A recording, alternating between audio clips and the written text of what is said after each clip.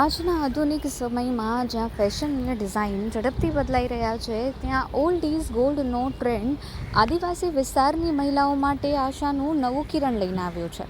પોતાના ઘરમાં સીમિત રહેતી અને ખેતીકામ તથા ઘરકામમાં વ્યસ્ત રહેતી આદિવાસી ક્ષેત્રની મહિલાઓ હવે પોતાની સદીઓ જૂની હસ્તકળા અને કૌશલ્યને આધુનિક રૂપ આપીને આર્થિક રીતે પગભર થઈ રહી છે. મૂળ દાહોદના અને સુરત આવેલા તેમજ સહજ એનજીઓ સાથે સંકળાયેલી મહિલાઓએ ખાસ જણાવ્યું હતું કે તેઓ ટ્રેન્ડિંગ ડિઝાઇનર તોરણ, ફેન્સી લટકણ, બટન, ડ્રેસ કટિંગ અને મોતીકામની વિવિધ પ્રોડક્ટ તૈયાર કરી રહ્યા છે. જૂની કળાને આધુનિક ગ્રાહકોની પસંદગી મુજબ રજૂ કરી તેઓ બજારમાં એક આગવી ઓળખ ઊભી કરી રહ્યા છે. તેઓ વિવિધ રંગના કપડાં, ભરતકામ, મોતી અને પક્ષીઓ અને પ્રાણીઓના આકારોનો ઉપયોગ કરી મલ્ટી કલર અને ડાર્ક શેડના તોરણ બનાવે છે કે જે બારસાખની દિવાલ પર અથવા તો બારણા ઉપર લગાવવામાં આવે છે. મારું નામ ટીનાબેન છે. હું સહજ સંસ્થામાં જોડાયેલી છું. ત્યાંથી અમે કામ કરીએ છીએ અને આ એની અંદર લટકણ બનાવીએ છીએ. એ અમે ફરમાથી કટિંગ કરીએ.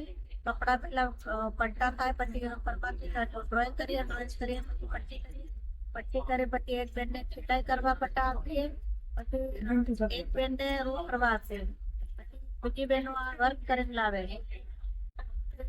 એક બેને પૂરા રેગ્યુલર લડી બનાવે. મોતી કયા વાપરીએ ડેકો ડર અને ગોલ્ડ, ડેકો ગોલ્ડ વાપરીએ. આ મહિલાઓ ટીમ વર્ક અને શ્રમ વિભાજનના ઉત્તમ ઉદાહરણ સાથે કામ કરી રહી છે. આ બનાવટ અને પ્રોસેસ ખૂબ જ ચોક્કસ છે. સૌથી પહેલાં કાપડ પર ચોક્કસ માપના ફરમાં મૂકી કટિંગ અને સિલાઈની પટ્ટી કરાય છે. ત્યારબાદ બીજી બેન સિલાઈ કરે છે. ત્રીજા બેન વધારાના કાપડ કે દોરાને છાંટીને તેને રેડી ટુ યુઝ બનાવે છે. તૈયાર થઈ ગયા બાદ અન્ય બહેન ઘર બેઠા તેના પર મોતીકામ, ડબલ લટકણ અને ડિઝાઇનર ટચ આપવાનું કામ કરે છે. આ પ્રોડક્ટની કિંમત માત્ર ₹280થી શરૂ કરીને ₹1000 સુધીની જ હોય છે અને આ કામની અંદર હાલ ફિલહાલ 15 જેટલી બહેનો કામ કરી રહી છે. એક બહેનની કમાણી ઓછામાં ઓછી ₹7,000થી ₹8,000ની હોય છે. જોકે ઘણીવાર આ કમાણી 10,000થી 15,000 સુધી પણ પહોંચી જાય છે. ખાસ બાબત એ છે કે ઘરકામ અને ખેતીકામ કરવાની સાથે સાથે આ મહિલાઓ આર્થિક રીતે પગભર બની રહી છે અને તેમના તોરણ હેન્ડમેડ હોવાને કારણે હાલ મહિલાઓમાં આકર્ષણનું કેન્દ્ર પણ બન્યા છે.